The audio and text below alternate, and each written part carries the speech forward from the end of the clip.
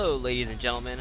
Welcome to my next commentary. This will be commentary number 10 for TF2, and today I'm going to be playing a little bit of Medic on the map Koth Badlands. A very strange map, to say the least. I don't know. I really like regular CP Badlands, but Koth Badlands leaves a bitter taste in my mouth, to say the least. But hopefully you'll enjoy it. I tried to do something different, Medic, you know, switch it up a little bit.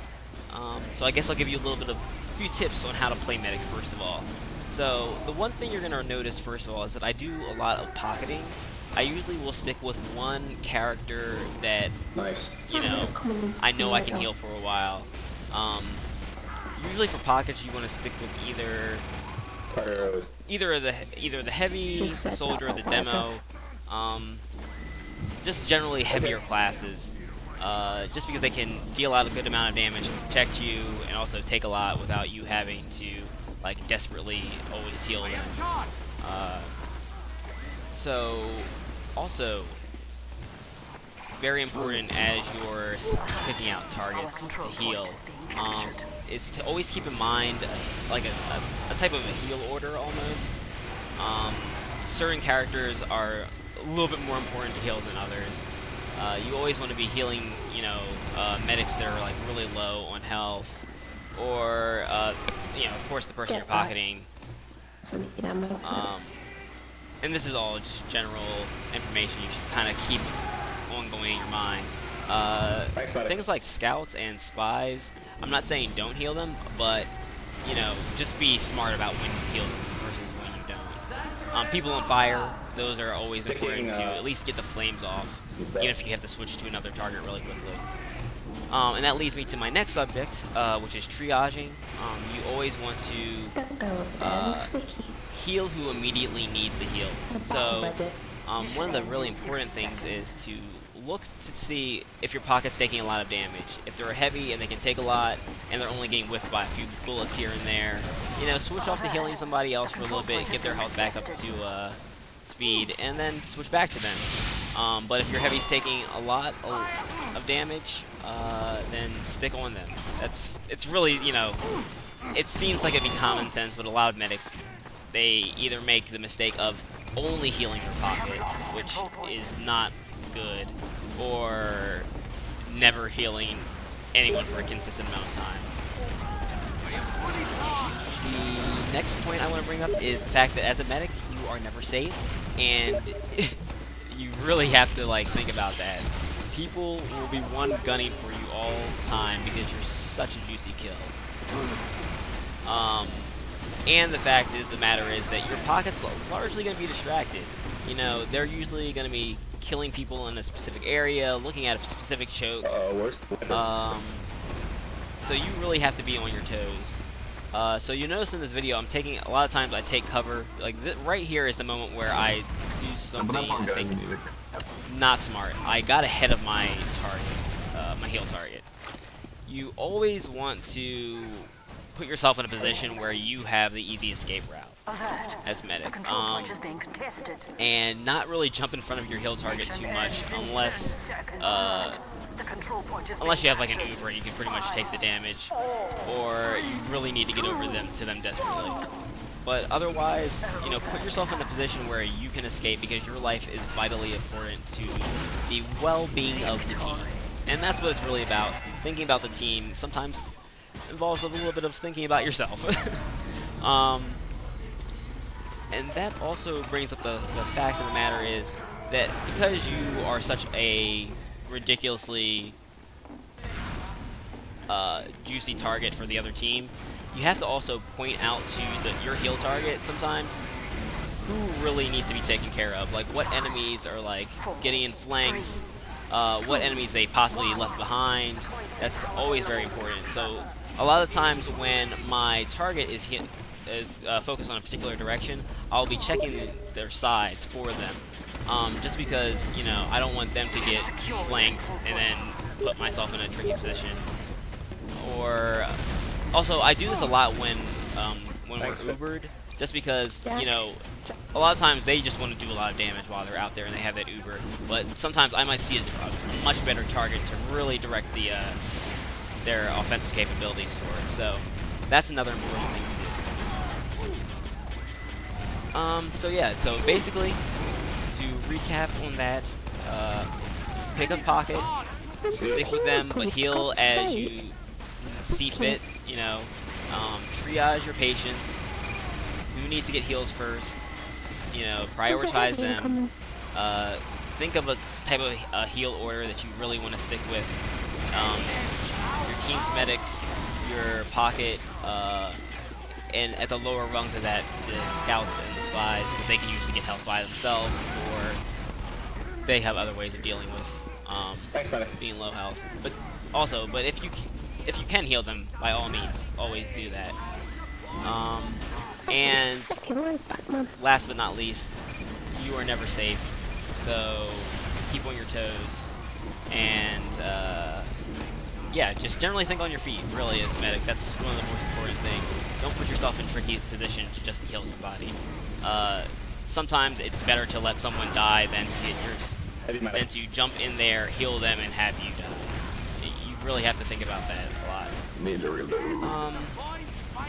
So the next thing I guess we'll jump into is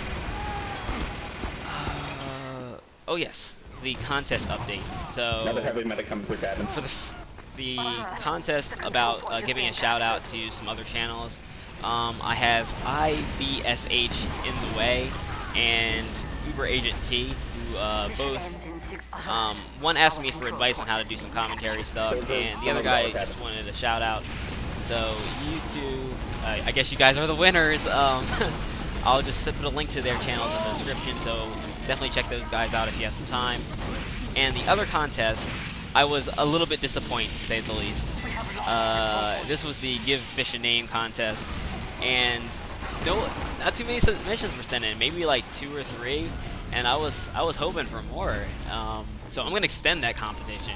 And the prize, guys, is a hat. In fact, I know what hat it is. It will be a Brigade helm for the Pyro. So if you want to look like a cool fireman while you play Pyro, if you're a hat whore like me, that's a big deal. So definitely submit your wittiest suggestions, and I will take those into consideration. And oh, the deadline for this, just so you guys now prioritize it, you have to do this by a specific date. I'm going to give it a week, so on June the 14th, I will be announcing the winners to that contest, so keep your eyes out, submit good suggestions, and hopefully somebody could win this one. I don't know. Maybe I'll even give a runner-up prize. I don't know what else I have in my backpack that will be of any worth, but we'll see. We'll see. And I guess a nice topic for this time of year. It's almost a holiday for gamers. It's E3 week, so everybody is like announcing things left and right. All the companies are going about talking about their next projects, and people's minds are getting blown away, or at least they're booth babes. I don't know. It's an exciting time of year for gamers, to say the least. So definitely I want to know what you guys are like psyched most about for this E3. What rumors have you heard? What trailers have you seen that have just got you buzzing and just filled with excitement? Juvenile glee is just bubbling out of you. For me, specifically, Battlefield 3, any bit of gameplay they show, I just like salivate a little bit more. I just want to see like just raw multiplayer footage, and if I basically could watch that for the next, I don't know how many months till the game comes out, I would be happy, because it looks gorgeous.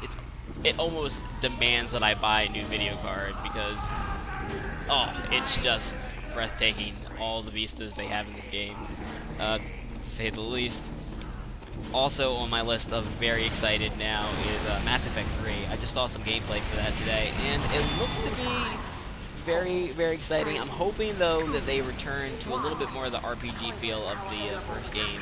I know everybody like hated some of the aspects about the first game. Oh, watch this. Oh, watch me just get out of the way of all this stuff. Like, this soldier's really aggressive jumping in for me, but I was able to escape. And also escape this heavy who I should have died to. That guy really should have, like, gunned me down. but I was able to find a heal target. But yes, back to Mass Effect. The game looks like it's shaping up very well. I'm hoping that this trilogy ends well for Commander Shepard and his team, who he's assembled from across the galaxy. I don't know. I mean, the second game was a little bit too action-oriented for me. I mean, I enjoyed the game. It was great, but I felt like a lot of aspects of it were really toned down, especially like character customization as far as like skills and everything was concerned for the first week. So I'm hoping they return to a few of those elements, and my favorite class, the Vanguard, is once again baller. That needs to be the case. Yes, and also from E3, this is actually tomorrow's conference. I'm really looking forward to the new Nintendo system. I'm hoping that it's not balls like other Nintendo systems, which we pun very much intended. Will not name. So yeah, apparently it's supposed to be a more return to the hardcore audience, which will be good, you know. I'm hoping for something with nice HD graphics. I mean, they've said it's going to be HD.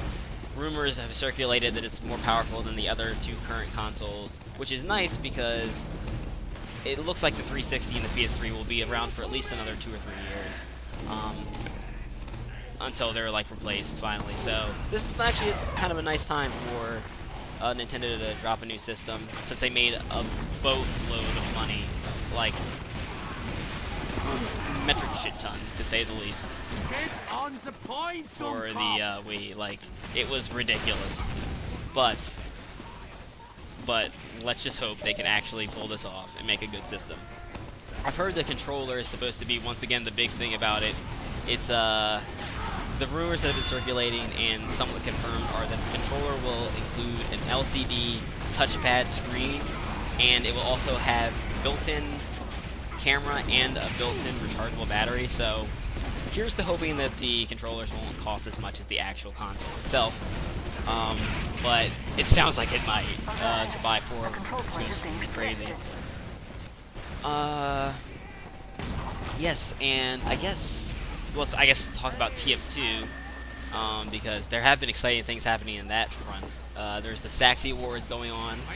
I'm hoping that I have 2 friends actually that are in the finalist competition. Both my friend Chimera and my friend Coldy both have videos. I'll put links to those as well in the description. I'm hoping they win. They both have great videos, so you know, kudos to them for getting this far. I'm sure Valve will somehow reward them for their efforts. And I'm only more excited that maybe next year, if people are still playing TF2 next year, for heaven's sake, there'll be another Saxxy Awards and I can actually submit something this year, as opposed to my... I basically was like, I'm not even gonna worry about it. But you know, I kind of want to try it out next year, you know, because it's actually really fun to mess around with the replay system and get some editing out. Oh, look at this crit medic arrow thing.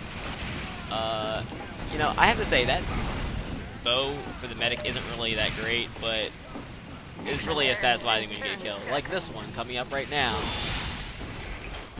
Once again, another crit to save my life. Yeah, I would not suggest using that bow. Use like either the Bloodsager or the regular needle gun. Those are much better options generally, but I was just messing around. But anyway, yes, Saxxy Awards are actually happening Wednesday of this week. You guys should check them out. I think they're starting 3 o'clock, probably Pacific Standard Time. So yeah, check those out.